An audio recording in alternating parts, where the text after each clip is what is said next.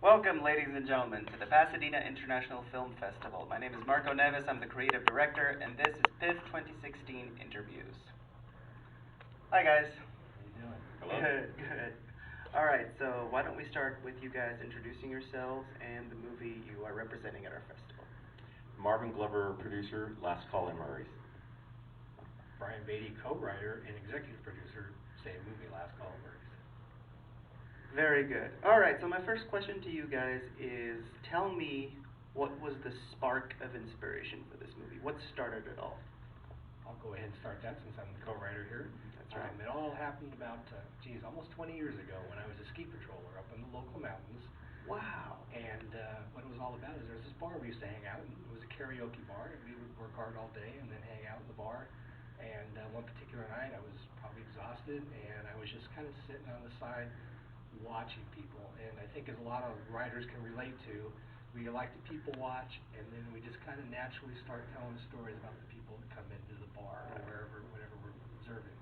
In this particular case, there were Marines in the bar, there were bikers in the bar, there were businesswomen in the bar. Of course, the bar owner, Murray, was up there smoking away. Oh, his name was Murray. or the Murray. Oh, I was going to say, wow, that's cool. The proverbial Murray was in the bar smoking, cool. smoking away, smoking like a chimney, and we had the hefty guy at the pool table, and we had the guy with the Panama hat, and started developing all these stories in my head, and I contacted my co-writer, Betsy Morris, and we got together, and we worked really well as a team. She's really good at snappy dialogue, and I'm good at kind of structuring the drama, and we had Last Call at Murray's that worked. Very nice, very nice. What about you, Marvin? As far as the spark, Yeah. I was brought into the project to produce after working on a prior film with the director, Palmer-Cardone. Mm-hmm. And Who couldn't be here today, but she is awesome. she couldn't be here today, but she's fantastic to work with. Nominated for Best Director. Yes, she is. And so we have forged a friendship and a partnership, and so she reached out to me and said, we have to do this film together. And so I read the script, and we came up with the idea to forge ahead, and that was the spark and inspiration. Very nice, very nice. All right, so let's flip the coin here now. What was the biggest challenge with getting this huge, humongous feat underway and finished? Wow. I know, that's always the hardest. It's a hard one. There are many things. There's timelines, there's budgets, there was illness. There were many things that are involved with that. But once you set your goal, you set your date, and you put things in motion, there really is no option other than to just keep going. You have to. Yeah, like Marvin said, I mean, once we booked our location, it was full steam ahead because, you sink a pretty good chunk of money into that, and now you have to go. Right. What about the writing part? Did you ever get to that point where I don't know where to go with this? Because I'm interested in writing, so. I don't know, because writing with a partner, a lot of times you don't get there because you're always bouncing ideas off each other, and there were very few times that I can recall we were stuck. We work well together, like I said, and we were just able to work ourselves out of holes. Cool. Of course, the challenge with writing any screenplay is, putting people in a bar and having a bunch of dialogue go on. It's kind of easy, right? But now you got to keep your audience interested, and so we had to come up with all these kind of, for lack of a better word, gags or obstacles for all the characters to have to overcome, where they have to come together and solve a problem, and then they go off and go back to their emotional issues or whatever fun dialogue we had. And then another problem happens, and we have to have them go solve that problem together or separately or whatever it was. Right. Very good. And on the executive producer side, any challenge like this, of course, is just keeping the money flowing, keeping money in the bank. You get, like Marvin says, once you have to go, you got X dollars in the bank, and you have to find a way to go means go. You have to find a way to make it work, and you're kind of like the last week, and you're writing those checks at 3 a.m. to the crew, and you're going, God, I hope these don't bounce. Very good, very good.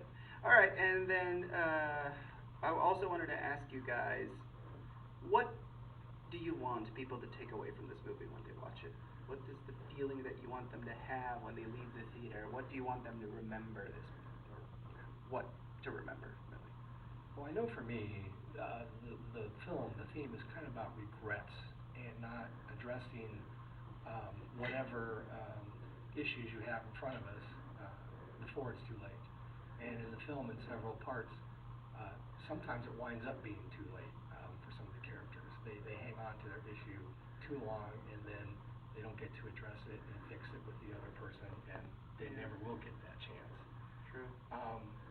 In other cases, what we get from the film is a lot of times people get stuck in relationships, and they get stuck in situations that they don't try to get out of.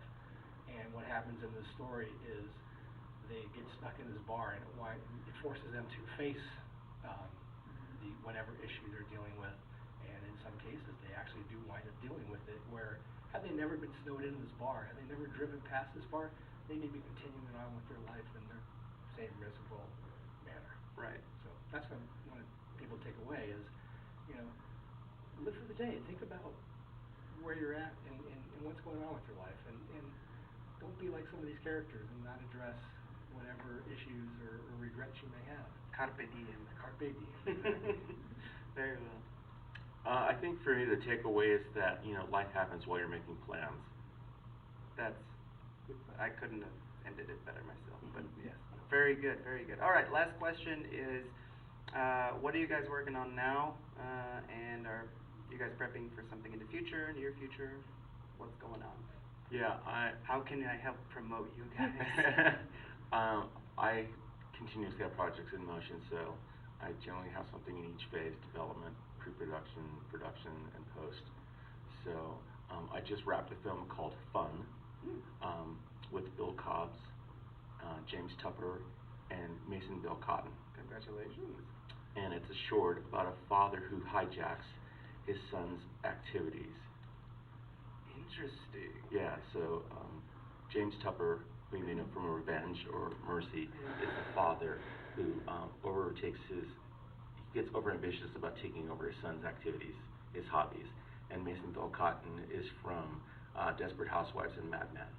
That's okay, yeah. And so he plays the son. And so it's interesting to see how the dad hijacks all of the activities. So we just wrapped that, and we're getting ready to go in post. And it's called Fun. Fun. All right, very good. For myself, I've got a couple screenplay ideas that are kind of in various phases of development with my co-writer, again, Betsy Morris.